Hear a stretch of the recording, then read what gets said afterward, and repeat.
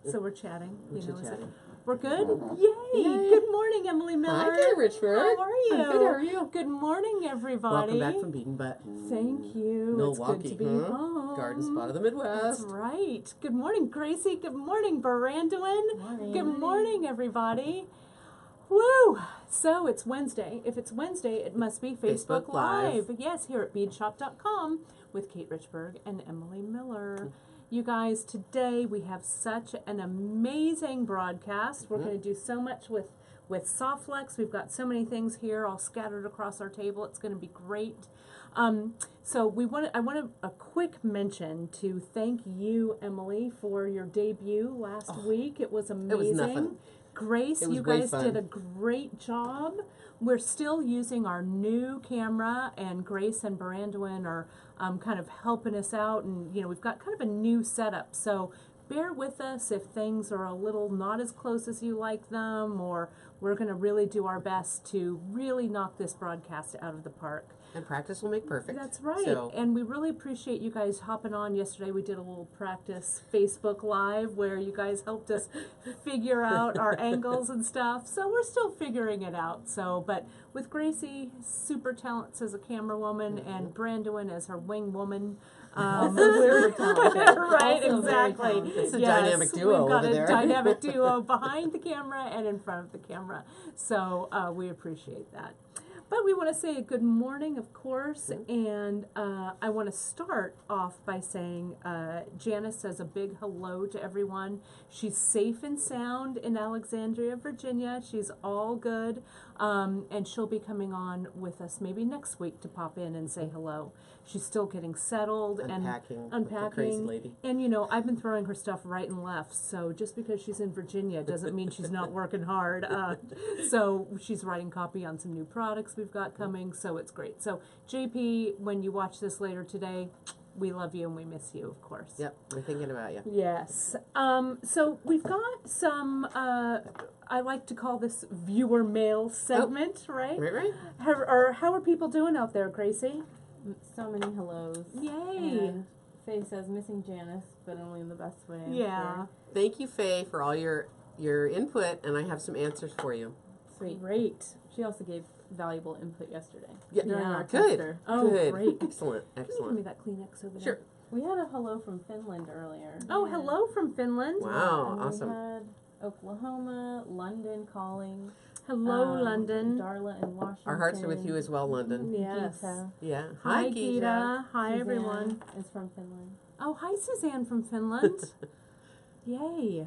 Well, I've got a couple of things that I wanted to share with you, Em. Oh, And ladies, yeah. sorry. Faye No. just said thanks, Emily. Oh, okay. no Yeah, no worries. worries, Faye. We got you on the top of the list here. We got you covered. We got you covered. So, leading right into that, Emily, your Beaded Berry broadcast, It was good fun. it was epic. I know. We had the ball. I loved it. And I'll tell you what, at Beat 'em Button yesterday, where am I? What day is it? Who are all you people? At Beat 'em Button last week, when I watched you guys, I was in the airport, and I will not confirm or deny that I was having a Bloody Mary while I know I you was were. watching It's okay. you. Yeah. I know because you toasted. I could did. feel it. Yeah, it was really true. I wanted to rush right over to a seed bead vendor and buy my seed beads for my Cool. beaded berries, but of course, all good intentions. Once you hit Beat 'em Button, all good intentions fall by the wayside, I know. as you know. Right. But laid I'm plans. going to choose my beaded berry colors. Maybe you can help me Oh, I later this will. afternoon. Absolutely. And It'll be I still really think fun. we should explore the black and white a little bit more because Yeah. that was a surprising It was a runaway really hit. nice, yeah, it and I'm was glad really everybody nice. liked that. Yeah. A lot of times when you're teaching, yes, I want to influence you and help you pick colors and get you smarter at it, but the technique part is the part that is always the hardest to get across. Yeah. And so I want to make sure that part's solid, and then we can go on to the fun stuff. Yeah. And Working in the black and white was really fun, I thought. Yeah, I thought so too, and it was surprisingly well received. So good. Well, Geeta, let's start out with our beaded berries from Geeta. Now, Geeta, you sent some great process photos that I'll go ahead and forward to Janice, and those will be in the episode notes. Yep, question? Oh, sorry, it's funny Yeah. you mentioned Geeta. I didn't mean to interrupt. Oh, Oh, no, okay. no She worries. said I dived right into my seed bead stash after Emily's demo, and a lot of comments about how much they enjoyed your demo and your beat and button videos. Oh, Yeah. thank you so much. My beat and button videos, Janice will also link those in the episode notes. This is a cue for you, Janice, when you're watching this episode. Link that from our YouTube channel to our episode notes. It was really nice. I felt like I got to go. Yeah, I mean, it I didn't was get to really go this year. fun. It's the first time in a while. I missed you. I missed you too. Yeah. I mean, and I thought about you a lot. I was Yeah. like, Oh, just picking up good stuff. Yeah. But all of that playlist from my Beat and Button Saturday broadcast, it's here on our Facebook Live page under videos. Or you can go to our YouTube channel. We made a playlist. So all 10. You did 10. I did 10. Wow. I know. You were working for a living. I was. But there's a whole variety of broadcasts from enameling to a peek inside a classroom to vintage buttons to talking art, all kinds of really cool stuff. So it's all there. But getting back to Gita and her beaded berry, Gita, you sent some great kind of cool shots of it. And her challenge, and maybe you can, I think we might have heard that from Faye as well. She said it was a lot of fun to make and easy. The only thing that Gita found to be a bit challenging was to keep the tension right. And she thinks it turns out very nice, and she loves the color palette. So, Gracie, I don't know if you can you see if I'm pulling that in? You guys can see that, okay? But Em, I don't know if you wanted to comment on the tension. I do, and I'm going to do a little... A little drawing. The cap almost defeated me. Oh, It actually did. It was the there we wrong go. end. Wrong There we end. go. There is a little something I can tell you about tension. And in this case, a little bit of extra tension is a good thing. Mm-hmm. Right? Not always do we love tension, but in this case. So, there's a point where you're transitioning from your beads between berries into the first core group of your berries. Are you seeing this okay, guys? And then you're putting your first rib on. So your thread comes through the beads, comes back out the top. You have your 3 rib beads, and you're coming back around to go through. So at this point, you'd like to hold that tension as tightly as possible. Go ahead and make the second one. So you pass all the way through, you come out, and you add your next group of 3. And you're bringing your thread around to come through. And this is the step where I would actually tighten this up a little bit. If you find with your seed bead threads too that you're having difficulty maintaining a tight tension when you want to, the best advice I can give you is to add a little beeswax to your thread. Oh, that's smart, to kind of help it stick a It little. makes it sticky to itself, and it'll make it stick to the beads just a little bit, and that'll actually help you through that step. I don't always need beeswax because I've been doing this for a while, but the idea of getting that little bit of stickiness kind of helps you out a little bit. I typically put beeswax on my thread after I've needled my thread and before I start to stitch. Oh, that's actually different than I do. I find that if I put it on It's a little more controlled maybe without that way, huh? if I put the needle on after the beeswax, then it kind of, the needle pulls Takes some of the wax beeswax off. That's really smart. Right? So You're any smarty pants, Emily Miller. block of beeswax, a light pull of your thread across it, pulling the thread, not the needle, as we talked about last time, will actually help quite a bit. Now, if you've gotten 2 ribs on and things are loosey-goosey down here, you're seeing space, go ahead, stop, go back, pull this one tight, and then pull this one tight, Okay. and then move on. Because it's kind of like if you're tightening your shoelace, you kind of have to tighten Exactly. it from where it's loose and then keep pulling And moving it along. rather than pulling it from the laces, trying to hope that you get everything Exactly. tight, right? And I still do that move where I flip this one around over to my left. So as I'm adding those ribs, they're kind of all You move 'em separate. over. I move them Like a around the little back mover, side. Yep. moving over. Yep. That's exactly Well, right. we had some more. So Faye, you sent in, this is something I actually saw on the social media interwebs. I saw this finished piece. She sent this one in, Oh, yeah. and this is her beginning of what's going to be a nice long bracelet, which looks amazing. Yeah, it's Or a nice beautiful. long necklace, Yep, rather. I think she so said it beautifully with done. a necklace too. Yeah, really, Yeah, really with a little nice. pendant. Nicely done, Faye. And Great then, color pick out. Yeah. Lots of pop with those matte, Yeah, I thought it looked great. semi-transparent mattes. Really pretty. And then, let's see, Faye, I think we've got one Yeah. more from you. And Here we go I with really, that. let me pull this Picasso's. up. My computer's thinking. It's There it thinking. is. Here it is. Can you see that there? I'll turn that in, Gracie, so you can see it. And I think that, yeah, with those Picasso beads, I think really Yeah, looks nice. the Picasso beads they have so much depth Can I make it bigger? Sure. to them that they're really lovely. They look like a stone bead, but like a Picasso that jasper better? or an authentic turquoise, yeah. So, kind of a newsflash from one of the things I learned at Bead and Button. I saw some new product releases. You know what's coming down the line? Picasso Delicas. Picasso Delicas. You heard it here first, ladies and gentlemen. Picasso Delicas.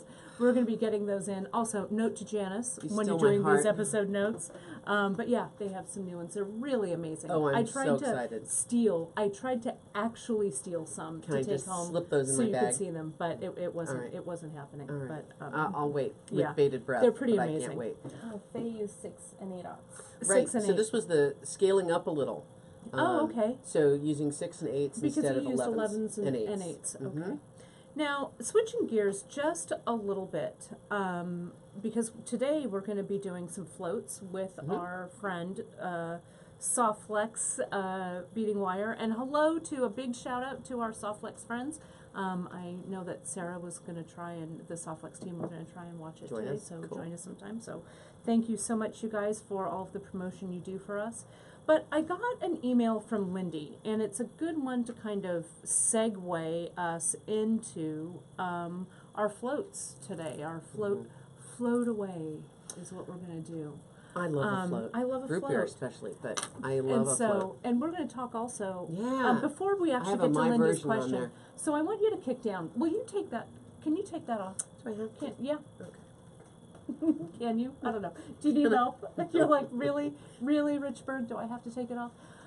But this is, Emily's wearing kind of her alternate float today. This is on the Gouda Broad silk with needle, which we're going to be introducing back in. We have a little bit of it on our website, but I really, really love this. And you can see the directions for this if you go online to our projects and you look under our class handouts from our brick and mortar store. We have this technique as tin cup necklace, Right. which is there. And Emily, you've used beads from your stash, but I see like those little shadows that poke it in there, which There they you, are. you know that Little shadows. my favorite bead, Some green and some green kyanite. kyanite, right? And I think it's a really great piece. So this is very similar to what we're going to be doing today, achieving some float. Okay. Yep.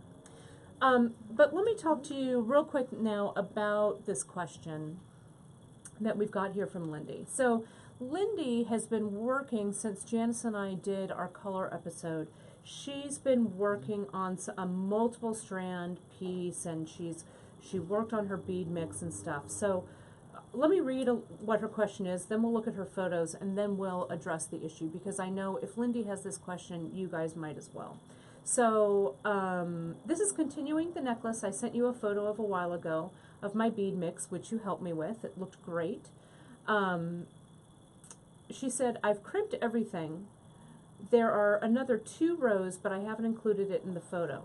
When they are lying side by side, they are straight, but when I curve them, you can see that they are bulging near where they're crimped.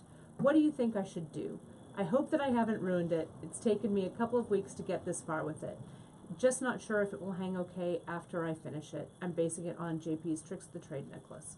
So let's take a look at this one. It's just a tiny bit. Let me go back there. It might be a little bit hard to see, but I'm going to pull this up pretty. So Gracie, let me show you if you can see this. It might be a little dark. Pull it in over just a little bit more. But see here on this side, that's what Lindy's talking about. On this side of her necklace, can you see how it's kind of bulgy a little bit? And so this is the direct result of crimping your necklace when it's flat like this, I'm guessing, Lindy. When it's straight. When you crimped it when it's straight like this. This is why I always close my pieces or kind of put them in a round circle as I'm crimping, so that when I'm crimping, you're building in that space that Softflex needs, okay? So, Lindy, I would say, and I hate to tell you this, but I would restring these 2, and I would recrimp them, leaving plenty of give in there, And that's something we're going to talk about today with these floats. Yeah, question, Gracie?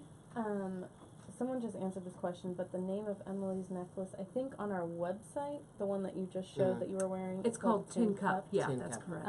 But in case it's not, the other one you did was beaded berry. Yeah. Right. And they wanted to know what was the thread that you used for Tin Cup. What was it So called again? Tin Cup, this is the Gouda Broad. This is the silk with needle already attached. We do have some of it on the website. We don't have a lot. We're going to be adding it back in because I think it's a real staple, especially if you're doing necklaces for, I don't know, special occasions or weddings or things, and you don't want to use the soft flex. You could, however, though, use a single strand of heavier Ceylon for this. Absolutely. You could use regular Yeah, Ceylon. nylon or silk Yeah, would be yeah, fine. would work. You know what, Lindy, and I have also noticed this happening with other students having that same kind of crimping problem where you kind of get around to making the circle for the necklace or the bracelet, and things are a little bit too tight when that happens.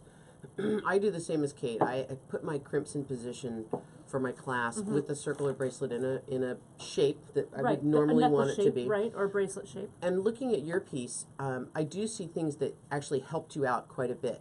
I think you used some spacer I'll beads show this back here. in between a lot of your beads, which helped a lot. That I find that if you do two round beads side by side, they tend to kind of bind on each other. And if you put a little space in there, then they have a little room to kind of flex Right, and move. like your knee and the joint in the knee. Exactly. Right. And this is another good example on our new pavers that we have. One thing I've noticed is with a very long bead where the string material doesn't really have much room to curve inside, that also kind of exacerbates that problem. And I don't see that happening in your necklace, but I do notice that you have some spacer beads in there which really are helping you out quite a bit, I think. And leaving... It will feel like if you're holding it up in a straight line, there's a gap there. There's a gap at the end. And that's definitely. okay, as long as when you make it into a circle, It's that gonna be gap kind taken up. of uses it up. Yeah. So I think that's a good thing to kind of look for. And it's really not an uncommon problem. It's something that happens as you're getting more experienced with stringing. It's really not even so much a skill thing as it's just that you've done a few. An experience thing. An Yeah. experience And thing. one of the things I'll say, and I always say it when we're kind of working around here at the bead table or if I'm working in my studio, a lot of times if I'm stringing what I call a say something necklace, right, something that's, something like this, it's a little more complicated. It's not a single strand. I'll string one day and I'll crimp the next day so that I've given it a rest. I'm not so micromanaging the necklace or whatever. And a lot of times what I'll do is, thanks Em, I'll crimp like the one strand and then I'll crimp it on the other side, make sure that's closed, and really try and pay attention every time. It's like you're fitting a couture gown, You fit that one, and then you fit that second one, and then you fit that third one. So I'll be honest, sometimes it takes me, with a multiple strand necklace, as long to close it as it does to string that frickin' thing. Well, and I definitely, I don't necessarily string from one end to the other all the time. Right. A lot of times I either. start in the middle. I use Right, you can work the out. bead stoppers to hold things in place. I use a little tape. I use whatever I need to keep myself kind of from having beads on the floor, which is obviously We their know. natural habitat. Right, we know. That's where But they like to live. the clasp is the last thing that I put on, and that saves me that time and spacing and that job for the very end of what I'm doing. Yeah. And then you can fit it And all that's just the together. mechanics, really. Yeah. It's not the design part where you're having the most fun and you're enjoyable. The mechanics they're just the technical things. Yeah. And so we can't wait, Lindy. I want to see your progress. Let us know. Yeah. Let us know. So how are we doing for questions, Gracie Grace? We had a question earlier. Oh, no, it wasn't a question. Comment. Cindy. So, first of all, people are having a hard time hearing me. Okay. So I'm sounding muffled, so you might have to repeat my question. Okay, no problem. I think it's because the microphone on I know this is it's now facing- pointing out. Yeah. Loved your needle threading trick last week. It was the bomb in all caps. Oh, Because great. I don't have The to needle buy threading big trick eye was good. needle anymore. Great. Yeah. Threading the needling the Yes. thread instead of threading the needle. That's right. Yep. Great. Yeah, so it's still a work in progress. Drea posted something about us still working in progress. So Great. thank you for bearing with us. Yes. Yeah, yeah. But how's it looking so far? I think it's pretty okay. yeah, you're working that those angles, The system. Gracie, the system, like it's going out of style. We've got it. We're getting it. right? Yep. We could do We it. got a mix of high Right. tech and low tech Right, here. that's right. We've got it. We should have the, it's like the Rosie the Riveter, but instead we're, I don't know, Rosie the Beaters. We've Right. got it, right? And you're holding a phone and Right, an I'm iPad holding and a phone, a computer under your iPad, arm. And right, and a bead and a Zerron cutter all together, right? Well, let's start talking about these wonderful floats, okay? I'm gonna pan down. Yeah, let's do it. So a float necklace, I think, is a perfect necklace for the summer season. And we've gotten these new, what we're calling paver beads, these kind of flat ovals, which I think are really, really great. And we've created kits for you guys. And we've got some more summer kits coming, so don't worry about, we're going to be getting those new kits, more kits in. But these guys, if today's been any response, you really love them, which is we're really stoked about it. So we've got 3 different colorways. We've got this guy, and you know what? I don't even know the names of the colorways. Gracie, can you help me out? Or sunset, Spring morning or Spring- spring day. Spring day. Rainbow. There we go. Okay. And so we've got, this is the one I'm going to be working on today, this guy with these picture jasper pieces. But there's a couple of things I want to start talking about with these guys, and that is simply designing and working from a color palette or working with a bunch of different beads that we've got here. Yeah, question, Grace. Sorry, we have a question about what pavers are. Oh, so pavers, we're calling pavers, it's like this flat oval bead. That's what we're calling, if you search pavers on our site, we have a whole bunch of different colors of them, and so you guys will find them there, but we're That's a naming hard it. shape to describe. Yeah, it is. It's a like a flat little cobblestone. Yeah, tablet. tablet Mhm. or stepping stone. Mm-hmm. I'm not really sure how to ask this question on Mhm. behalf of Melanie. She says Griffin silk is size 2 larger or size 5 larger? Oh, no, I just read it wrong. Size 2 larger or size 5 larger? Size 5 5. is larger. Mm-hmm. So the higher the number, the bigger thicker the thread. And it goes Mhm. from about a 0 to like a an 14. 8. Yeah, I don't know. It gets real beefy Yeah, at the big end. Big. I usually use somewhere between a 4, a 6, or an 8 in those floats that I like. Those are just kind of generally the size that I seem to work best. Ginger said that she has a float necklace she did a few years ago, Mhm. and the crimps are scratchy. And then Trish asked, what type of stone? Okay, so these we have here, this is picture jasper. We've got some pink Rhodochrosite. rose quartz and rhodochrosite. And then we've got some yellow jade, some aventurine, and then some serpentine jade, yeah. So, and those are also, again, if you search the website and you just type in paver, they'll all come up. So, let's talk a little bit about design Mhm. first, and then we'll talk about like measuring and stuff like that. So, And scratchy crimps. and scratchy crimps, we're gonna address that. So, Emily, which one of these did you string? Did you string both of these? I actually had a hand in both. Okay. Again, this is one of those multi-strand projects that I would tend to lay out a strand at a time. Mm-hmm. And really, before I was designing, I would use a design board like you have, Mhm. or one of our new Little velour mats, yeah, which I'm are going to great. tell you guys all about soon. And I would really lay them out to help me space out my bigger pieces Mhm. and sort of decide where my smaller pieces are going to come into play. Mhm. You can actually think of each strand as a separate strand, a standalone strand, if you like.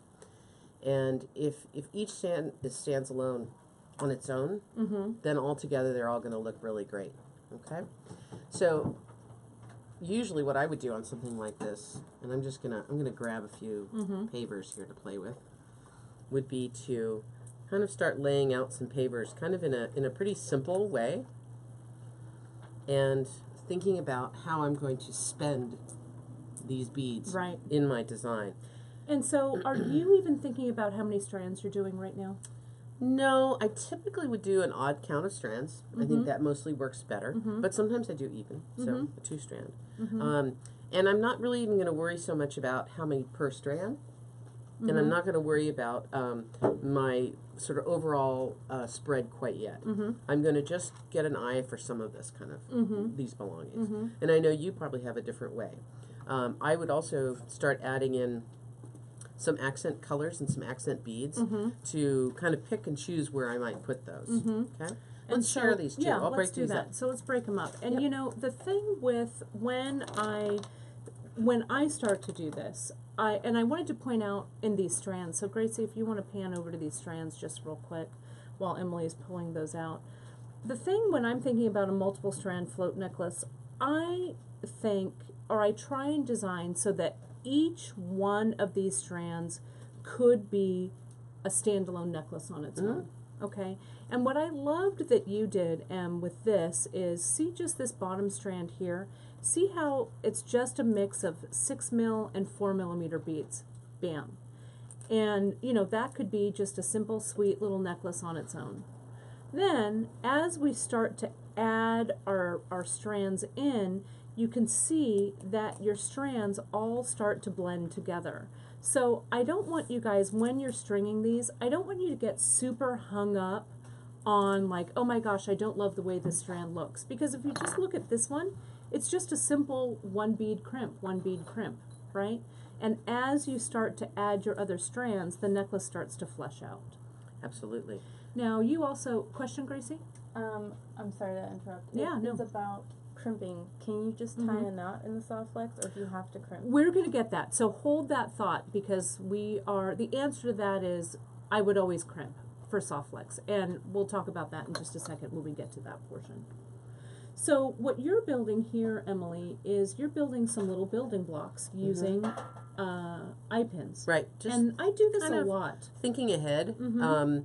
Sometimes, I will admit it, getting kind of stuck in the middle of something. And if I think ahead just a little bit, and this is a very modest amount of thinking ahead, I must admit, I can actually kind of sort of speed things along for myself, but I can also give myself some reminders, some ideas. You know, in a very symmetrical necklace design you might make with a focal bead or a pendant in the front, you might make each side look the same. So that's kind of a fast way. Right. So we could do that same thing with these. Have a focal piece in the middle. And then work your way out. And then work your way out on either side, and there'll be a mirror image of one another. So in that way, I've only really had to design half a necklace. Right? That makes sense. Yeah, so that's kind of a nice way. There's also in the kits, which I love, This I'm never little- going to get tired of these No, daisy spacers. ever. Daisy spacers are my jam.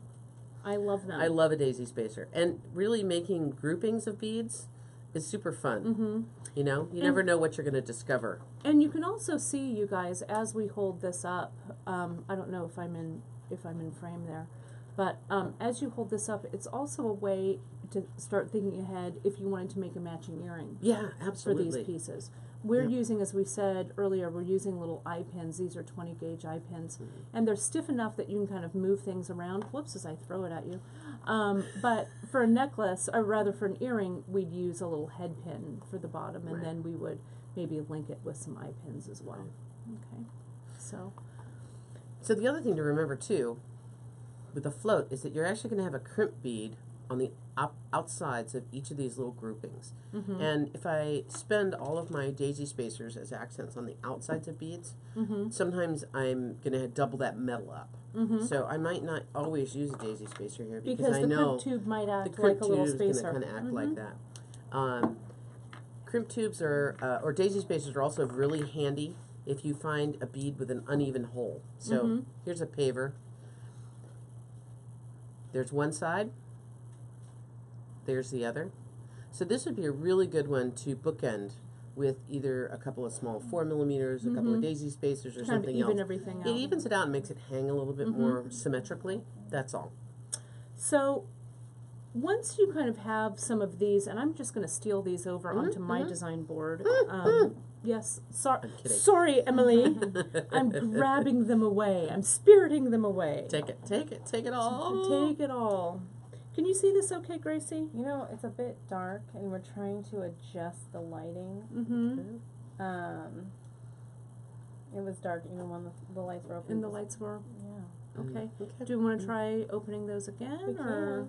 Look at that. You It's don't kind of Oh pretty. yeah, that is I don't pretty. think I But did it that was- On the other one. Let's adjust a little bit for lighting, you guys, so you can see maybe a little bit better. Let's see maybe if we're now, is that better? Is it It set to auto adjust? Auto Mhm, adjust. But I have to do that once we're not live. Okay, Right. all right. Well, we're getting it. We're getting it. Yep. So thanks for hanging in there, you guys. So once I've got all of these little pieces like this, and I've got some ideas, you know, if you guys know how I design, and you've seen me design on the Facebook Live quite a few times, I am also all about making little puddles of beads, right?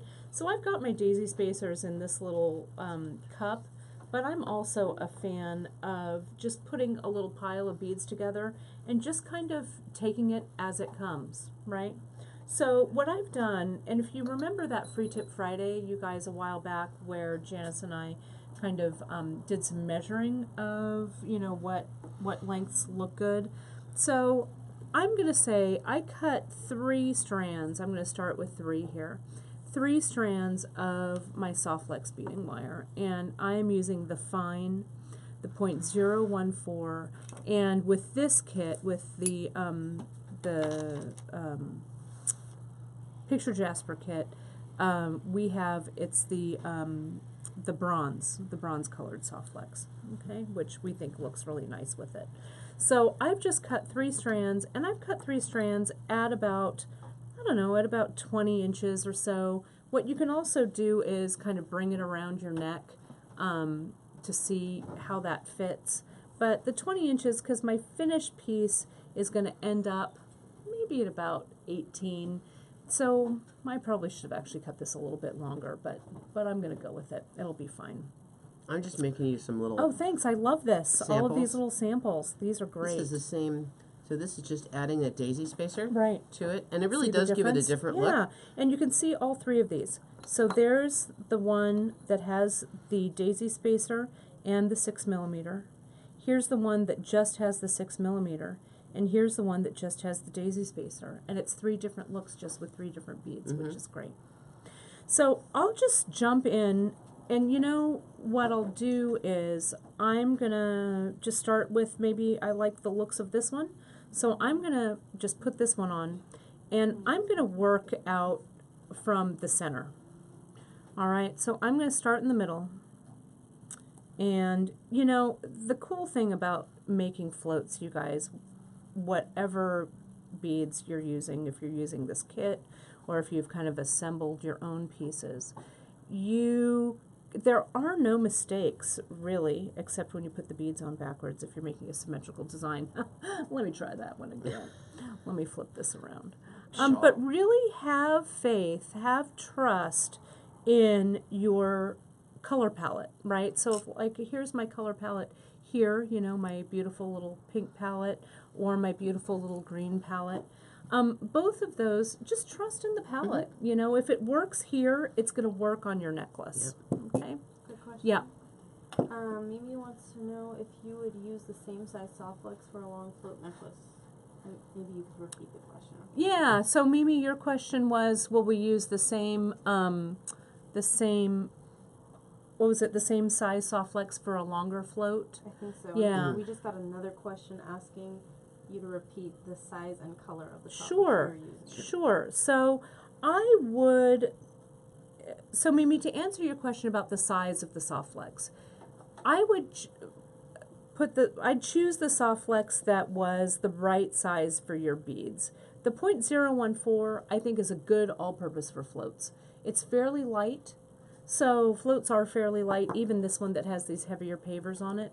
So I think 0.014 will work across the board unless you're using some beads that are super heavy. Now, the other question was the one that we're using right now. This is the 0.014, and this is the bronze color.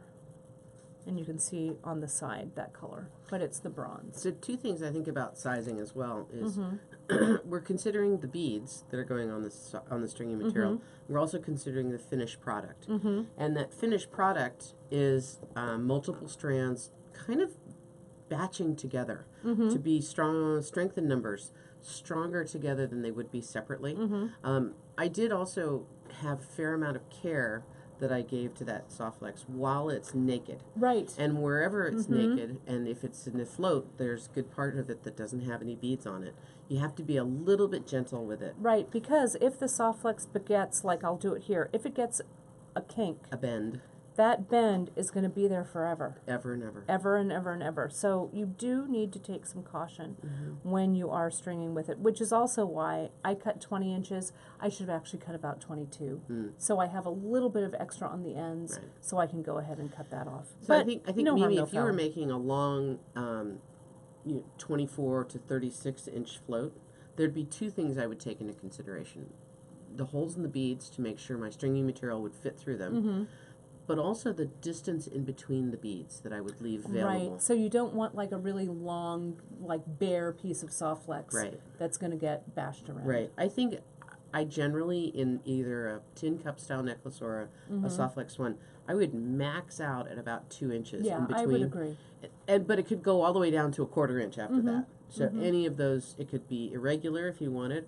Although on a long float, I think a regular negative space, the distance between beads would probably be more Yeah, it might be kind of pleasing. pleasing to the eye. Yeah.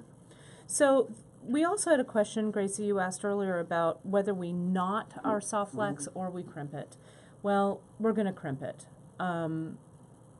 Yeah, question so far. It's actually soft flex is posted, and they're recommending that when you store it, it's a good idea to store it in a circle so that it doesn't kink. It is kink resistant, but like you mentioned, it will kink if it's Right, pinched. right. Great tip. Thanks, soft flex Thank you, friends. soft flex. Yes, a puddle. Yes. So we have a couple of different types of crimp tubes before I get too far into the crimping. And it looks like, Emily, that you've used both. I did in use this both. piece. So let me point out here and show you we've got some larger crimps and we've got some smaller crimps. These larger ones, these 2x2s here, this size, and then we've got, or like 2.5 millimeter and I think maybe 1.5 millimeter, but I'm going to call them the tiny ones, or the small ones and the medium-sized ones. These guys here, these smaller ones, remember that when we're crimping a float, and can you see this okay, Gracie? Do you need me to move? Hard to see. Should I move forward maybe on the white? Would that be better? Maybe. Let me move it here because I really want you guys to see this. Are we nice and, is that better? from what Clear? I can see. Okay. Can you get in any tighter at all, or is that about it? That's as tight as I can Okay. go. The skewer? Thanks. Yeah, there we go. So what I've got here is with this larger paver, let me string it on so you guys can see that. With this larger one, I think that the scale of this crimp tube is a little nicer, or it's a little more in keeping with what I've got here. Balanced, yeah. But what you did here, with these 4 millimeter little jobbers Yep. right here, On any of the single ones. the single ones we've used that smaller one. Yeah. And remember, we're using a single strand of soft flex through this. So both this 1.5 and the 2.5 millimeters will work just fine. So the way that I start, and in our Soft Flex 101 broadcast, and we have a skill builder on it, there's so much info about how to crimp, so I'm not going to go into too much of the mechanics of this, but I'll talk us through it. Notice what I have here. I started in the middle of this strand, and I'm just going to randomly start in the middle. We've got to jump in somewhere, so that's where I'm jumping in. Now, it doesn't have to be exactly in the center, but I'm going to come in and I'm going to just crimp this crimp tube down. I'm going to start, you guys will remember back when we did Soft Flex 101, Janice on our Xuron crimper made some little marks on here. So this big yellow dot, that's our crimping station, okay? And I'm just going to come in and I'm going to crimp it flat. And that little crimp, you can see, has that little divot right down the center. Now, there was the question earlier about my crimp tubes or crimp tubes being scratchy. This is really where you want to come in and make sure that your crimp is completely crimped all the way across, nice and clean. Now I'm going to come in the hole here, this middle one, the pink dot. I'm going to turn it to the side. Let me get it so I can see it, then I'll turn it towards the camera so you guys can see it. See here how I'm turning my crimp. Can you wait a second, Kate? Yeah, Seemed to have a little glitch. Can you just show that one more time? this crimp right down here. Yeah. Yeah, so see what I've got? I've crimped that there in the crimper. And now I'm turning it to the side in the pink dot, or that middle-sized crimp. And now I'm going to gently fold it over. And see when I turn my crimping plier, see you guys how my plier is completely covering the crimp. There's no little crimp sticking out from either side. So again, we're keeping that crimp nice and smooth and flat. Now with the tips of my plier, of this crimping plier, I can come in and I can just gently close it, and I can also turn it the other way and see how I can squeeze it there and squeeze it there to make sure that the entire crimp tube is crimped nice and flat and clean. Okay? Yep, question. Would you use a crimp cover is the first question. I could. And can you repeat, please, how to keep crimps from scratching? It seemed like there was a little bit of a... Sure, I'll do it Something again on happened. the other side. Sure. So I could use a crimp cover on this, by all means, if I wanted to kind of, you know, negate that scratchy end. But I can feel this with my thumb right here. It's fairly smooth. It's pretty nice. So I'm going to go ahead and crimp this other side. Now this is also, we want to leave a little bit of air in our piece so that we don't run into that issue that Lindy was having with her pieces that were tight. Okay? So I'm going to string on another 2.5 millimeter.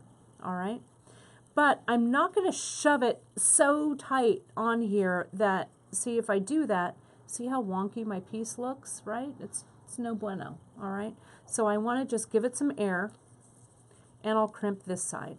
Now, if I get a little, you know, overly considerate about this, what I try and do is crimp so that my fold is facing the same way on each side, you know, on this side. Wow. I know, I'm a little crazy that Yeah, way. you are. But I'll come in, and I'll come into the crimping side. I'll turn it so you guys can see it. Whoops, it's not in there. Let me get it up close to me first, you guys, and then I'll bring it into camera range so I can see it. And I'll see that it's in the same place there. And I'll just pull on my soft flex just enough so it's tight, but not so much that it's so tight that this little space doesn't have any movement in it. So I've put it in right that first little chamber that has that little tooth right there, okay?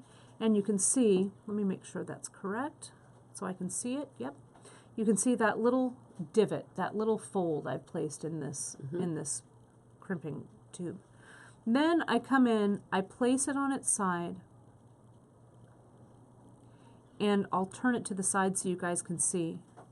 See that little fold right there. And I'll gently close my plier so that my crimp is nice and even, and then I'll give it a little hug. See, if I didn't come in and tighten it, I can feel that scratchy part with my finger.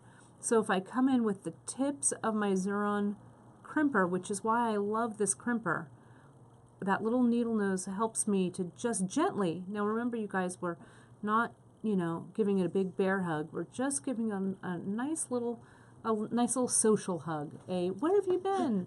Hey, how's it going? Hey, you. Air kiss? Right, air kiss, air kiss, air kiss. Okay? So now when I put this down, see how it has a little bit of room. Visually it's tight, but physically it has a little bit of room so that when I go ahead and eventually start to move this into a necklace shape, it's not too stiff. Okay? So another choice that you might make about choosing crimps would be to choose a smaller crimp next to a smaller bead. Mm-hmm. So that helps keeping that crimp up off your skin a little bit Mm-hmm. and less risk of feeling any rough edges. Mm-hmm. I definitely will go over my pieces with my fingers before I'm really yeah, just finished to make sure to see how to it make feels. sure how it feels. Yep, absolutely. I like crimp covers. They do add a not insignificant amount of investment to your piece. Yeah. I do love how they look.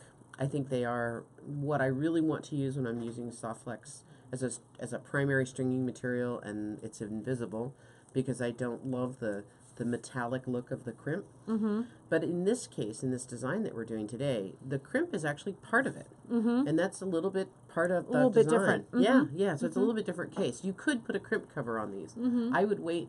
It would be my last thing. final step. It would. Yeah, me too. So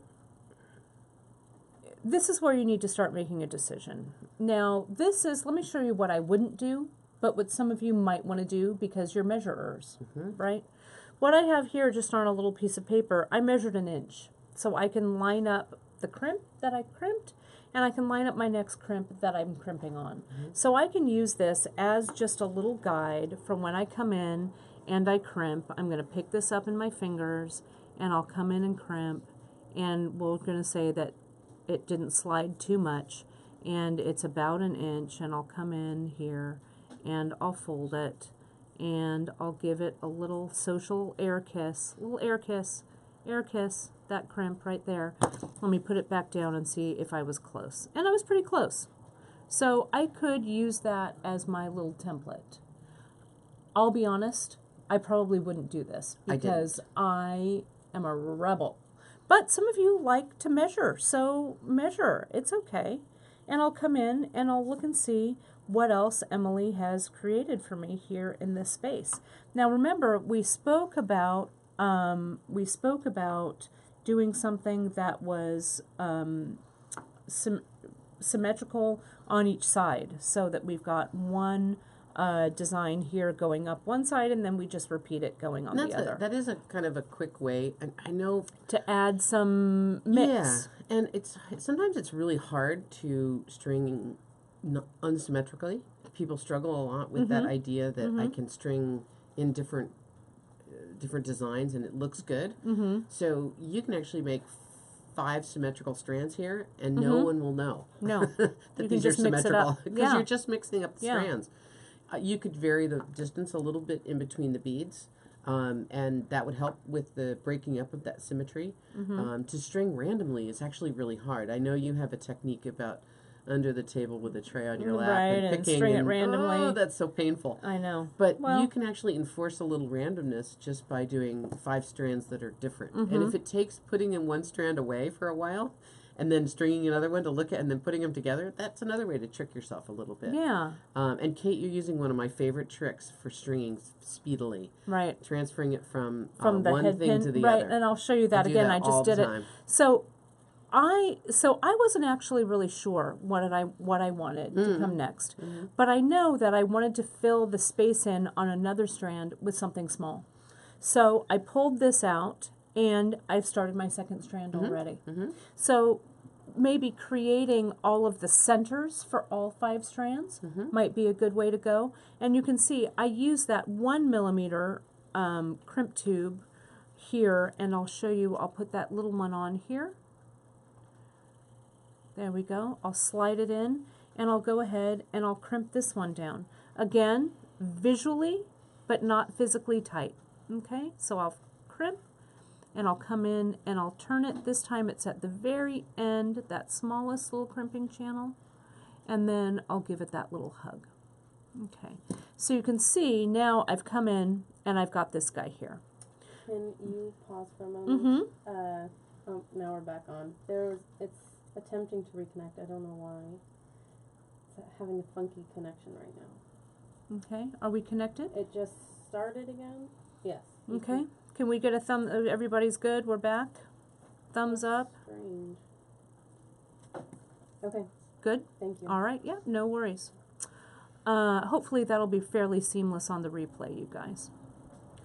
I'll come in and I'm going to go ahead and give myself a crimp here. I'm using that 2 millimeter, and I'll show you that little trick that Emily was talking about transferring. So you can see it'll be a little harder because of this big bead, but see how here I'm on my head pin? I'll just slide it off, hold it in my fingers, pop my soft flex through, slide this off, slide it on the soft flex. Slide it off the head pin, You've already picked it up once and strung it on something. You don't right? need to do You it don't again. need to do it again. Bam. So there it is. But that makes it move along a little smoother, a little faster. And you can see how I'm starting to build my design here. Can I ask a quick question? Sure. Do you cut the soft flex to be the same size each length? That's a great question, Grace. It's actually Deborah's question. That's a great question. That's a great question, Deborah. Thanks, Deb. The question is, do I cut the soft flex every time? Whoops, that one I'm trying to multitask, and now this crimp is a little wonky, but I'm the boss of this crimp, so I'm just gonna tell it where to go. There we go. Maybe for my first necklace, I'd measure, and then I probably would cut all of these about the same length. When you come in to close this necklace up, and I don't know, Grace, if you can see the big picture of this piece, but when I come in to crimp this whole thing, you can see, give it a little shake here. Careful, careful. There we go. You can see it has a little bit of difference in length, a little bit of variation, because you don't want everything to hit right on to the other strand. So there might be a little bit, maybe a quarter inch or so of play, maybe even up to a half inch or so of play on this piece. From the shortest to the longest strand. Yeah. But I probably would start by cutting everything the same length. I think that's logical. Question, Can I Grace? ask- This was from before. Someone wanted to know the length of each strand and to see it on, but I think Emily's not wearing a scarf, so it might be easier to show. Yeah, either that or we can do this for each. All right. Look at bam. Woohoo! Done. I threw my scarf across the room because I know. It keeps pausing.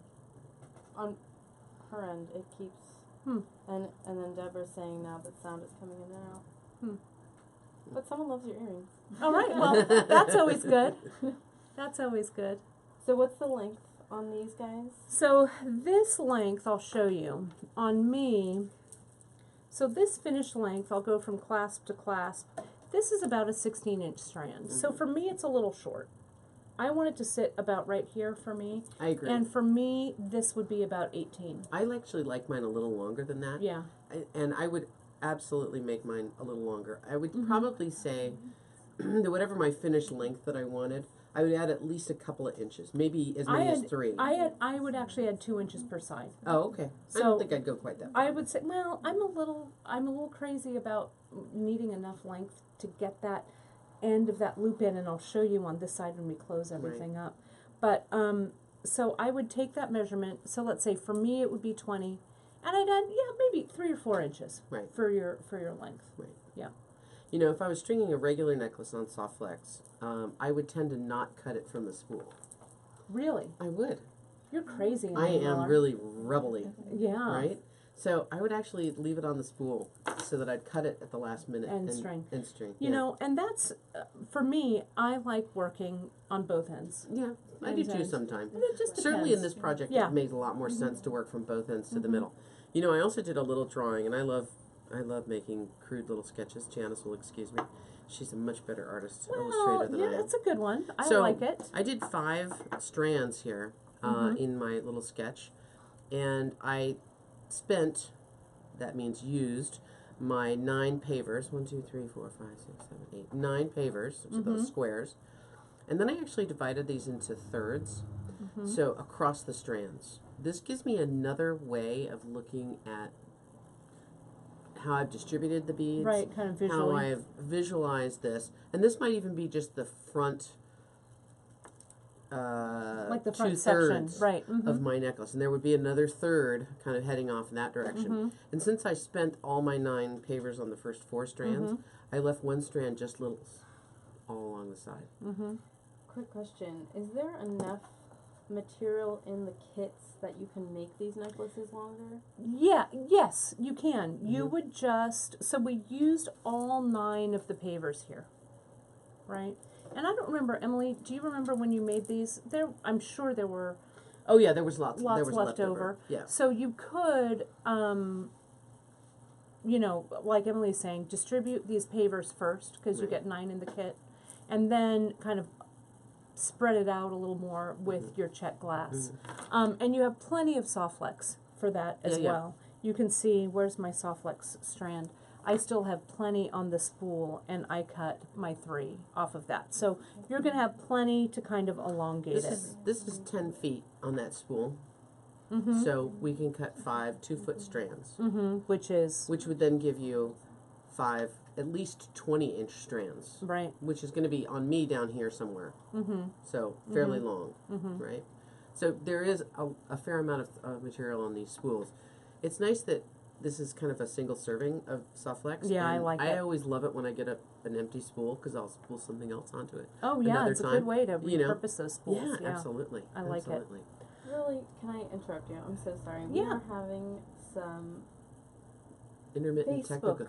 Facebook problems, it seems. And so Brandwin rebooted her app, was it the app? Yeah. And it is Working. seemingly working much smoother, and a Okay. lot of people are posting that it's a Facebook thing. Okay. So if you can just Mention, sure. Okay. So you guys, just as a mention, and it's something that those of you who have been watching Facebook Lives for a while know that it's just kind of inherent in the Facebook broadcast. Sometimes if you have a speed that isn't super fast, you know, and so your upload starts to kind of drag a little bit, go ahead and exit out of this app. Exit out of, either close your browser window or close whatever, you know, if you're on your phone or if you're on your iPad, exit out of your Facebook app or your browser window, and then go back in.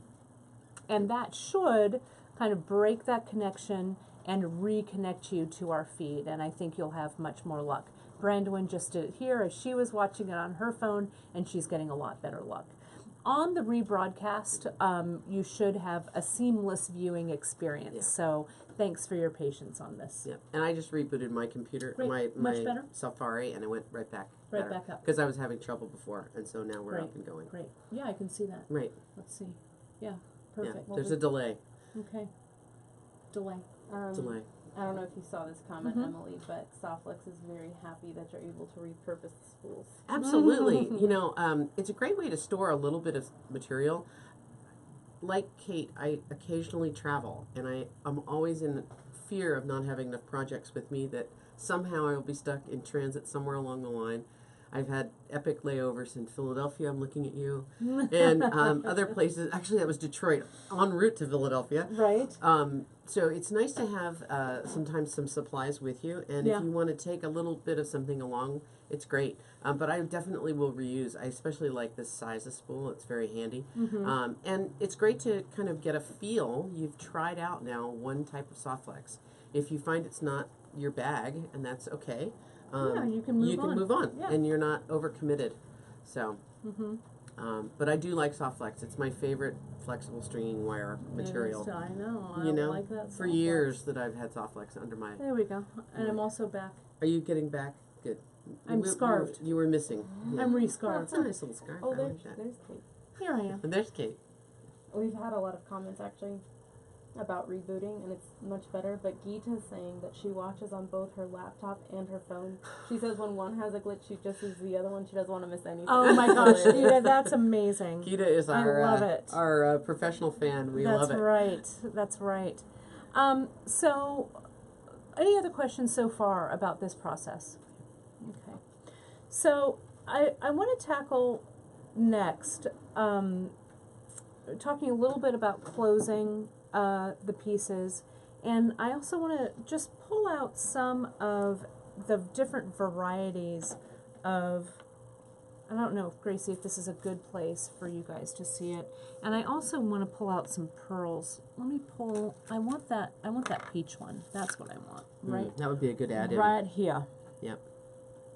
So you also, there was that question earlier of, you know, is there enough in here to make your piece? And you can always, I'm a big fan of adding stuff in, okay? Yeah. And what you could do if you wanted to add a strand in, you could just simply, you know, after you make this and you think, oh, I wish it were a little more lush, or oh, I wish I had this, or I wish I had that, you can just jump in and add another strand. So I'm going to pull in some pearls here. And just by doing a simple freshwater pearl, and I'm going to go kind of fast. I'm going to go in real time here. Kind of fast to get this nice and tight. And I'll come in. And you know what, you guys? I'm not even going to measure. I'm just going to visually see how this looks. So again, this is that 1 millimeter. But I think a freshwater pearl is almost, I don't know, at least for me, Emily, a no-brainer. You know, pearls go with everything. You know, I love the look of these necklaces. I think they are great. I don't have a sort of a regular day office job where I have to wear a mandated outfit particularly, or be presentable to clients particularly. So if you have that kind of a job and you feel like you have to have a work outfit on, I think this is a perfect necklace for that. I think it's one of those ones that it really will work all through summer. It'll work into fall. If you change the colors up, maybe make it a little bit darker, it'd work towards winter. It's light, it's easy to wear. I see this type of necklace out and about, you know, in different dress shops and different variations. So I know that it's something that's out there. Adding the pearls, pearls are a little, they have a lot of things going on. They have luster.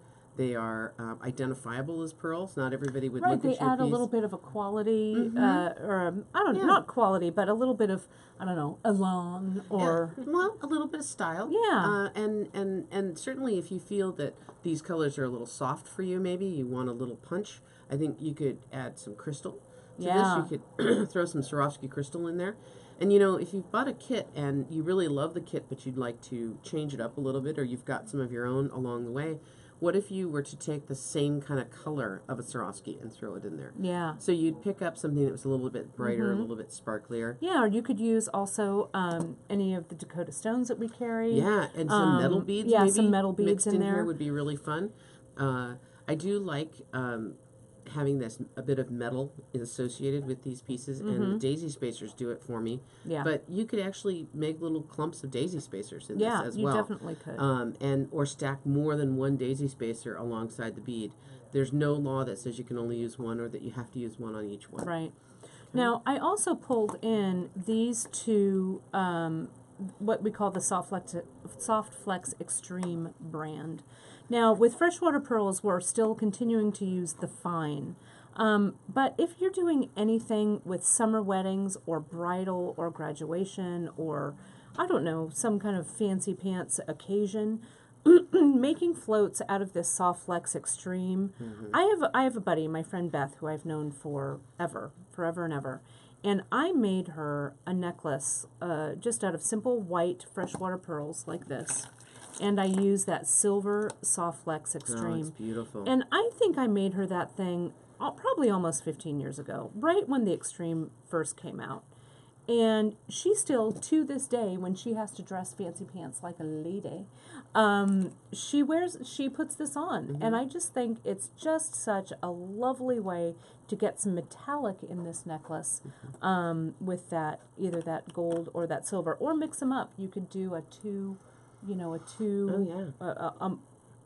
mixed metal. Right, so gold and bronze together might look really nice. Yeah. You know, Soft Flex, when they started out 20 years ago maybe, or 25 years ago, when Soft Flex first hit the market, it is so revolutionary as a stringing material, and it is such a pleasure to work with.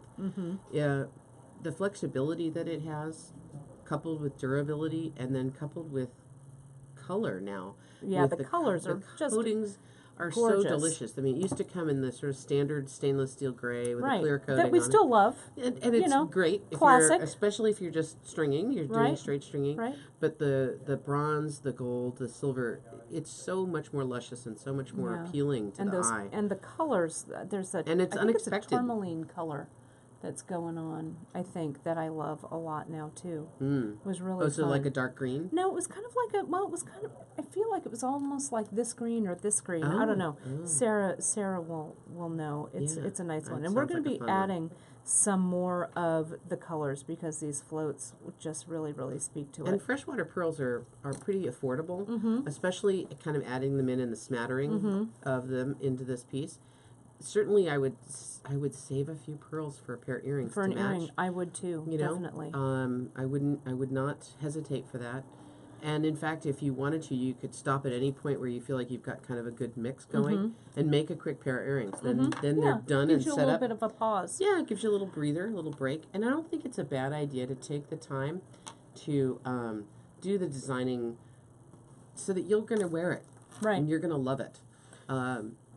It's interesting to me now looking, Kate, at what you're doing is how much that dark green really pops out. And I want to see a little bit more of that dark green. And I think I want to see a little bit more of the antique gold Yeah, that in there daisy too. spacer, yeah. Yeah. And we just have 3 strands out of 5. So, you know, Right. as you're working along, you can see I added that freshwater pearl strand. And see how I did a single pearl and then a double pearl. Yeah, Just absolutely. to mix it up. Yep. And if you were using our other kits, our other color palettes, let me pull this one in. I might use, I don't know, we could use anything here, but this one might be really nice with this gray, right? Or this peacock color. That peacock goes And both ways. this guy with the green palette, maybe I want that gray in there, right? Yeah. I like that. And I would use that one maybe in there, and then I'd use that peach in this one. And you can use the larger. We just added some bigger, these 7mm pearls here. They're a little larger. Or you could go a little bit smaller. But it really just depends on what you want to do. But it's fun to kind of jump in and say, hey, you know, I want to add this, or I want to add, you know, some personal beads from your stash. Okay. We had a viewer earlier say that they thought that this would be appropriate for weddings. Oh, for sure. Absolutely. And here, let me get the camera in focus so I can ask the question. Yeah. We had a viewer who wanted to know easy take with you projects, and 2 or 3 people already mentioned the crochet was very easy. The way Yeah, you wrap bead it. crochet for sure is a great take along. And Sarah from Softlick says the fluorite green color, maybe from what you were talking about earlier. Yeah. I Oh, believe. fluorite, not The fluorite, not tourmaline, fluorite. Yeah, that's what it was. It was fluorite. I knew it was some kind of lovely gem color there. You know, thinking Hang of this like on. wedding and summertime, out to dinner. Wouldn't that be a pretty float? Yeah, just like that. With, Just like that. But where's you could that add, silver? You could add some rose quartz Right? Look at how beautiful that Gosh, is. I think that would be really pretty. Yeah. You could do the silver like that, so it'd be really bright and kind of have a little pop. But and it looks even equally the as gold lovely would as look gold. pretty too, Right? right? It Right. just warms it up. Yeah. It does. And that's why I think, and you guys have seen Janice and I and Emily do this countless numbers of times, creating your color palette, you know, kind of auditioning the beads, kind of laying them down and seeing what really comes together, what really works for it. I'm going to get this one. Let's A few see. people have remarked on mixed metals. Softflex even says it gives such a rich, eclectic look that she loves. Gita's always saying how that mixed metals are really hard for her, but she appreciates you guys pushing her out of the comfort zone. Oh, She says excellent. pushing her off the cliff and out of the comfort Right. zone. Well, what I did here, and this kind of illustrates the point here with this bracelet that I'm wearing. So we have this stitched leather. Let me show you. So cool. Which is really, really cool. And you can see what I did, I used our surrounded, you know, like just like Janice's trail ride, right? I used that on our natural stitch leather, and I really want to wear this to see how it's going to age, because I'm hoping that it'll darken up as I wear it pretty much all the time and never take it off. But notice the color. I used the brass Cool Luke clasp with that because I'm having a moment with, you know, my favorite shadows here, these brass shadows. And I just did this little wrap bracelet with one of my button clasp closures, so the metals are kind of mixed. So I thought I wanted to mix my metals even more by making a companion bracelet with it and mixing the metals on this one. So do not be afraid, you guys, to mix those metals. Emily, can you help me I'd be pull happy that? to. Pull that. Help me get dressed, honey. There we go. Get that clasp on there. Great. So you can see whether it's in the back and it pulls in the companion metal of my brass shadow, or it just looks like a nice mixed metal piece with this here. So you know, here's the necklace from the kit, the sunset one. Mm-hmm. This has got copper, green, pink, purple, more pink, copper findings. I think if I was gonna bring in another metal, I think I'd bring in gold. Yeah, it would look nice with I that. think that the gold, I would maybe do a couple of strands, maybe 2 or 3 Yeah, of these because you can strands mix on gold. the color, right?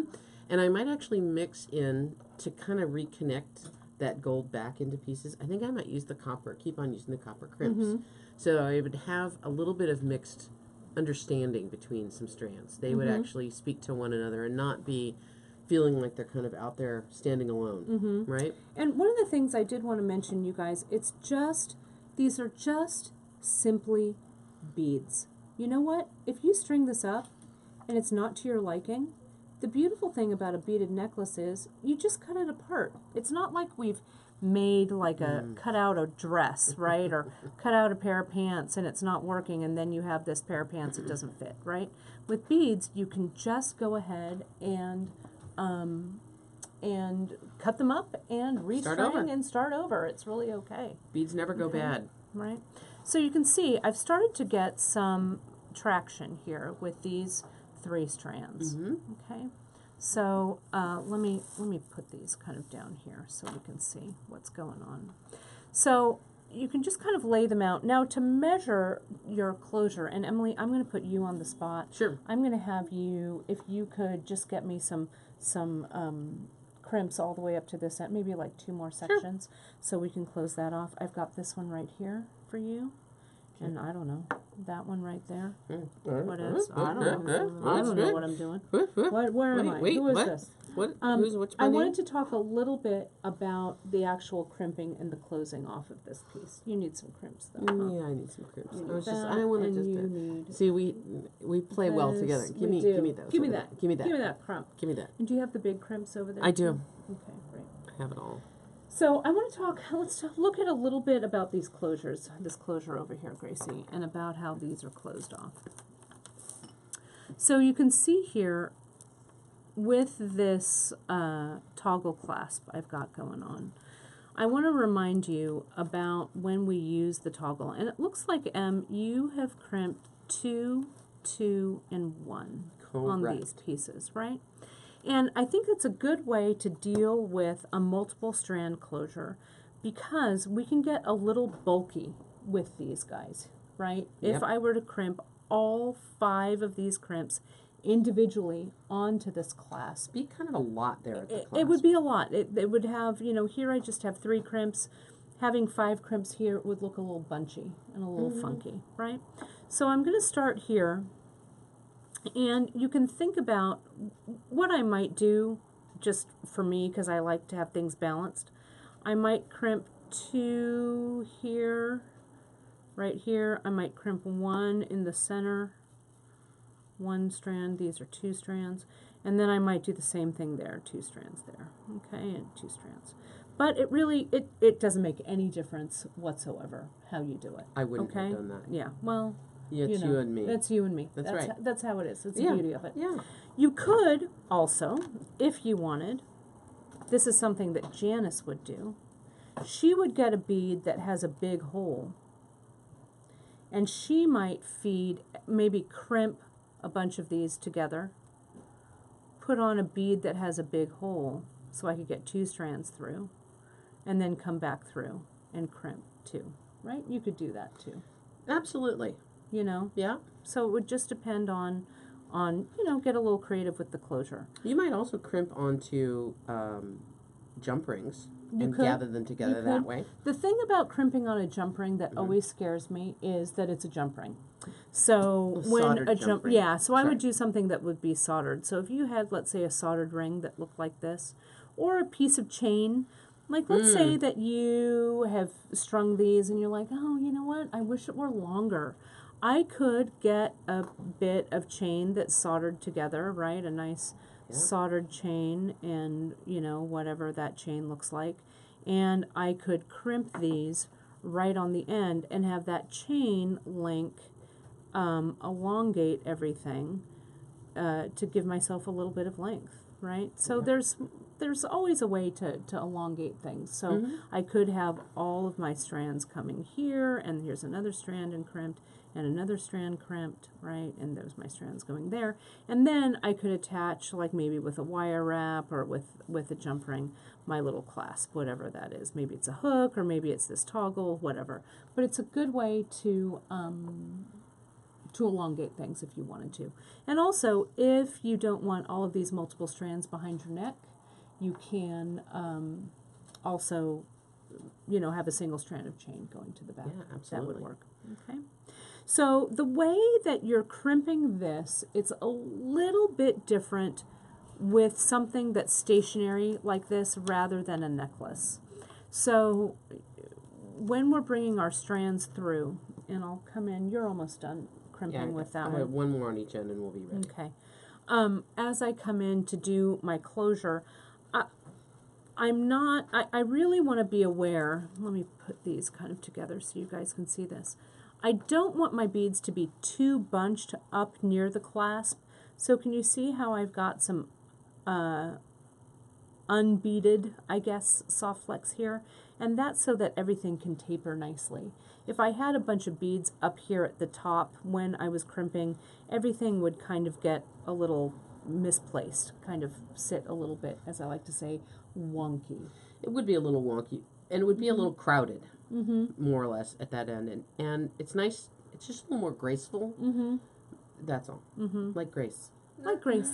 You could also, if you didn't have jump rings, you guys, I can talk you through this. You could make a wire wrapped, let's say I have a wire wrap loop here, and maybe this was 20 gauge wire, and I'd have a wire here, and then I'd put my bead on that wire wrap, and obviously that's greatly magnified for detail, but I'd come back around and I'd come in and I'd wire wrap this closed, so I have a little wire wrap beaded connector, okay? And I could then crimp all of my little strands to this wire wrap beaded connector. They're there. And then before I wire wrap this closed, I could put that clasp in it. Does that make sense? So it gives it maybe a little more of an elegant finish as well than maybe rather just a soldered ring. But there's all kinds of stuff that you can do. Yep, question, Gracie. Quick question, or a few. What about using the jump rings that are more of a coil? Those are the split rings. For me, the jury's kind of out on a split ring. Let me tell you, if I were on a desert island and I was making a necklace and I had nothing but split rings, I'd use a split ring. Is that, I don't know, only because I feel, to me, a split ring to me looks like a tiny keychain.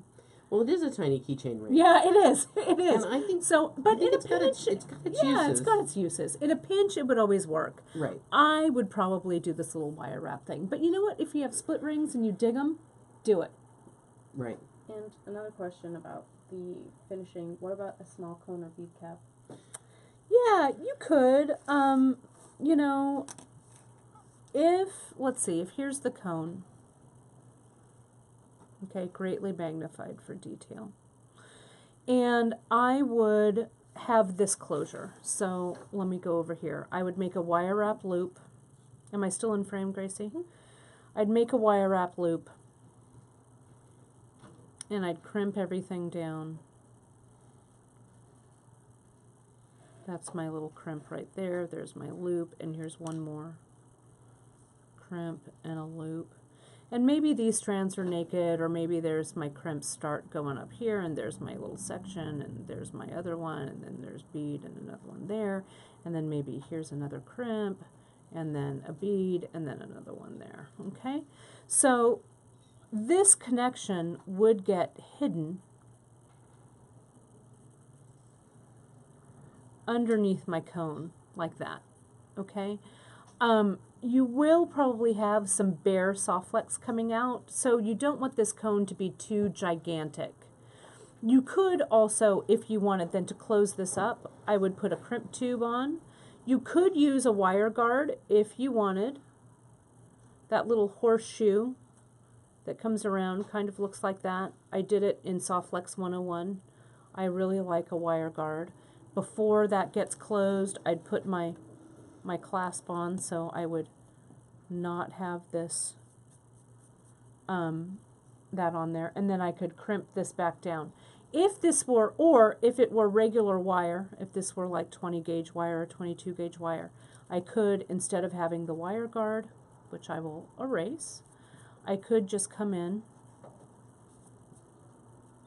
and bend it, make a wire wrap loop, put my clasp on that wire wrap loop, and wire wrap it down. Okay, so that's all the wire wrap. So there's a couple of ways you can do it. I like a cone. Janice loves a cone. Sometimes also a bead that has a big hole. If this is my big bead right here, and it has a gigantic hole, you can kind of use that as a cone as well. Okay, so it just depends. A common bead. Yeah. So here Emily has done her stringing, and I'm going to go ahead and close this up. Now the thing about length on this, and I'm going to get my my tape measure, is that you have to get it spot on both sides. It's not like when you're making a necklace and you can kind of push everything over to even everything out. So this definitely has a center. So when I crimp, I want to make sure that when I crimp this side and this side, that I'm pretty even, right? So I'm going to come in and I'm going to make myself a little mark here, a little inch mark. Where should I do that, Grace? Maybe here in the center. That'd be great. That'd be better. So there's my little inch, so that I know that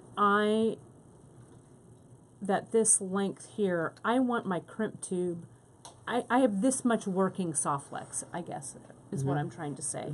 Now for me, 1 inch of soft flex feels so tiny that I'm a little freaked out about it. Oh, I'm not. I want, well, it's because you're so terribly brave. I want at least, I want another inch there. Because because there are beads that are not going to fall off. It gives me a lot of confidence. Well, because there's nothing I know, happening. I know, nothing can fall off. Nothing can fall off. I know. You It'll could be drop okay. this. You could throw this on the floor, and nothing would fall off. Nothing would fall off. No, it's true.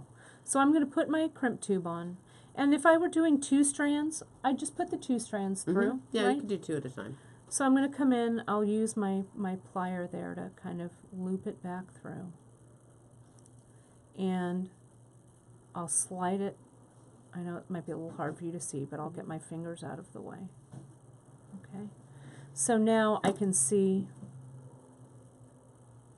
you know, I can see that length through there. That looks about right, the right length. And I'll come in. Now this is where I really get detail oriented with this. I want enough loop so my clasp will move, but visually it's not so gigantic that all I see is loop, okay? And I'm just going to come in, slide this sucker up, and both of my strands of soft flex are laying side by side, so when I come in and crimp, both of those pieces of soft flex are in their own little chamber, right? Does that make sense? Now when I come in to close it or to fold it up in half, that just folds really nicely, and then I give it that little hug so that everything is nice and even. Okay, I'm going to turn it towards me so I can see. Another question about crimp covers. Just says, could you use them? Absolutely. I could use them here, especially on like my doubled. I could put a crimp cover over each of these single crimps. Now I'm going to come in with my Xuron cutter. I'm going to push it up against my crimp, not so much that I nick the crimp, but I come in and I cut that away. You know, I thought about the crimp covers. You could actually use them erratically throughout this piece to make them look a little bit more sensible. Yeah. You know, they would look a little bit more like they were not just at the ends, but they were kind of scattered along. That would really work. So now I'm going to come in to get this second one even, this is where, and it doesn't have to be perfectly even because it's not going to be a single strand. Right. Okay. So, I've got this. I'm coming through. Now watch what I do here. Just kind of watch me as I do this. Before I get anything too tight, and Grace, you might need to move the camera a little bit so we can see as I hang this. Oh, I see. So see how I've got my, and sometimes, whoops, this just came right out. So I'm going to do this. I'm going to put a piece of tape on the end of this. There we go. So now I can come in and see how this is hanging nice and even down the middle here. But notice how this one's a little bit higher, this one's a little bit shorter. So I'll come in and I will push this crimp up. I'll make this a little more even. There we go. That looks about right. But see this little tape flag on there? That keeps this piece of soft flex from flying out. So now I'll just come in and I'll crimp it. I'll push this close so I've got some air, some room. I'll slide this down just a touch. I'll put this in and flatten. Whoops, let me make sure it's in the crimping portion of this. Not too tight, Kate, not too tight. Let me get it. Sorry, I need to get a little closer to my eyes so I can see what I'm doing, and then I'll show you, okay? I know it's hard to see. Whoops. Grandma, get your glasses. There we go. And now I turn this around, give it a little hug, and you can see here I've got some air, and I'll come in and I'll crimp that extra strand away. So when I put it together, and notice there aren't too many beads right up here. Remember that a toggle, you guys, has to pull through and lay down. So if I have too many beads clustered up against this toggle bar, it's going to be frustrating. It's going to be frustrating. But see how when I hold this up, this sits just right in the middle. So now I'll take my visual cue from this piece as I go on and crimp the rest of my stuff. So maybe this guy whoops, come back here. Jackie says from now on when she runs into a problem, she's just going to ask herself, no, what would Kate do? Yeah, oh, well, you know, you guys, seriously, it's only beads, right? Everyone just relax. It's okay. But you can see how we're going to start to fill in that way. And some of your beads are going to hit on each other, but it's really all right.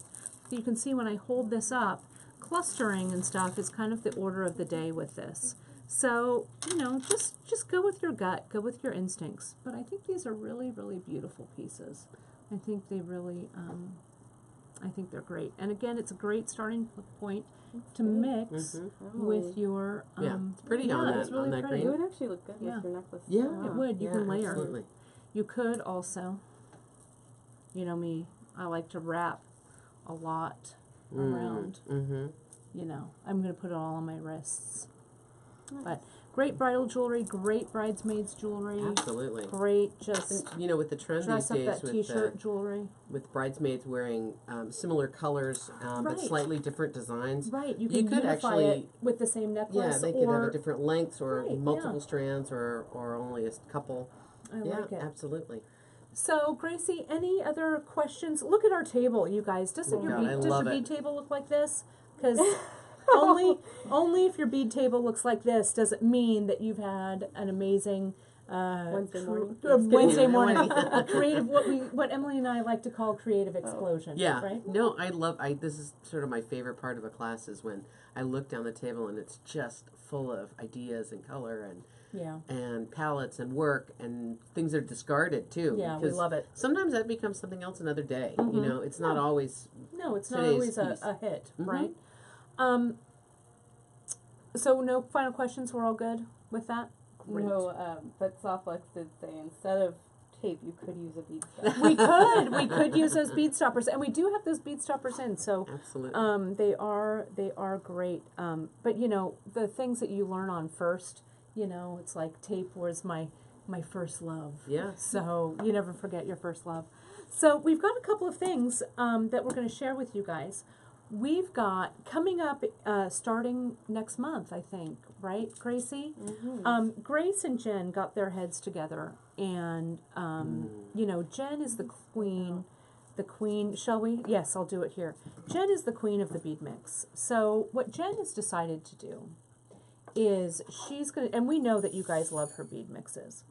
What she's decided to do at the beginning of the month, she's going to make a bead, an exclusive bead mix, okay? And she's going to make, I don't know, however many tubes she makes, all right? And it's just going to be offered until we sell out. So that's going to start in July. Limited edition. Yeah, limited edition. So it's going to start, we're going to call this like strawberry lemonade or something fun for the summer. It has a lot of different sizes. And Emily, this would be perfect with your bead crochet. It would be great with bead crochet. It's natural for it, Yeah. for sure. It's also great just to string a multi-strand bracelet. Yep, on elastic. Yeah, on elastic or on soft flex, whatever. And we'll have more information about Jen's exclusive bead mixes. And what we'll do afterwards when the bead mixes are sold out, we'll put the recipe up for these so you can buy your own tubes and make your own mix.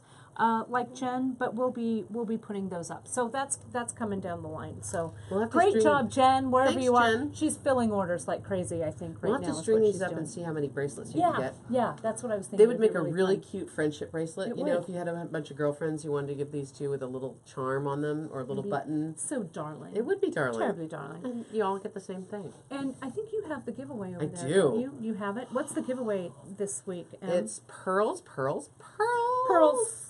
Pearls. So we thought this would be a fun way Do you want to to put kind them of. here or do you want to put them in I there? don't know. Oh, They're can you white, see so 'em, I thought Gracie? they'd be better on the gray. I thought we would juice up your kit if you choose to put these in one of them, or this could be kind of a jumping off place Yeah. for working with other colors of pearls. But they are really very luscious, lovely pearls, and there's can a you see variety this? of sizes. Look at this size. Look at Yeah. that. I just want to. It's delicious. I want to eat it. Yep, I agree. Don't let me eat it. Yep. I love it. And you get a nice little organza bag. Yeah, they come in a nice little Tasty. organza bag. Mm-hmm. So we've got a couple of things. So I'll give you that. All right. We have. So our that's our giveaway today. And the giveaway today. Yeah, right now, if you order before 1 p.m., today is the 14th of June, and you write in your order notes June baby, because as we know, pearls are June's birthstone. June's birthstone. We'll add this pearl mix into your order, Mm-hmm. okay? If you're watching this on delay, we're so sorry that you won't qualify for the giveaway. But see us next Wednesday. There'll See be us something next else. Wednesday, exactly. As well as always check your newsletter because we've got some fun things coming up, and we always have some fun giveaways and things like that. Also, our sale today, you may have seen it in our newsletter earlier. You can add pearls to your order. It's just a pearl flash sale. It goes on tonight until midnight, 6/14/17. 25% off all of our pearls in stock if you just put in Pearl 25. So That's if you want to nice. grab some strands to, accent your kits, you can do that at 25% off. Mm-hmm. Woo! Wow. What a Woo! day. Woo! That went by, that was like a blink. I know, it went by so super quickly. So thanks you guys so much. We really appreciate your comments and your shares, and you really shared a lot of stuff from the Bead and Button Show when I did that broadcast on Saturday, so thank you so much. And as always, thank you for hanging in there with our technical difficulties. Sometimes they're a Our little growing bit pains. beyond our control. But again, we're here every Wednesday at 10:30 Pacific time, glitches or no. And you can That's always right. watch We keep this. it rolling. We Yeah, just we keep do. going. Keep steamrolling it through. Right? That's right? right. The show must go on. Show must go on. So you can always watch us right here on our Facebook Live page. You can watch the replay. We upload it to our YouTube channel. You can watch it there. Or, of course, you can watch it on our Facebook Live page if you just go to our website. Our Facebook Live page also has all the links to these kits, so you can find all of the kits there. Well, Emily, next week, what have we got next? What do we do? I don't even Tahoe know is what we're next doing. week. Oh my gosh, what we're doing. I'm throwing things all over the place. Yes, we're going to revisit some Yeah. weather with Tahoe. And this Friday, on Free Tip Friday, you guys, we've got some brand new things in stock that are super inexpensive, and I'm going to show you Good helpers. some fun ways they're going to actually help us turn things like this into kind of unique and interesting earrings. So, yep. Question, Gracie. Jen flagged me down to remind Jen. everyone about these amazing kits. Yes, Oh, yeah. one more time. Yes. What's that? Okay. What's Gracie? What's just the Monday newsletter? Yeah. But this weekend, We've got these kits, and we've got some more really great summer kits coming your way, you guys. So stay tuned because we know how And this much is you a love great kits. weekend project. I mean, this is like get Yeah. this stuff and do it. have it in a couple of days. Wear it on Monday or Tuesday to work. Yeah, you know. I love it. Yeah. So with that, you guys, I'm going to take another swig of coffee. I promise it's coffee. I got water. All right. Well, Cheers. to you. Cheers to you. Stay creative, you guys, and we'll see you Friday for Bye-bye. Food Tip Friday. Have fun. Bye bye.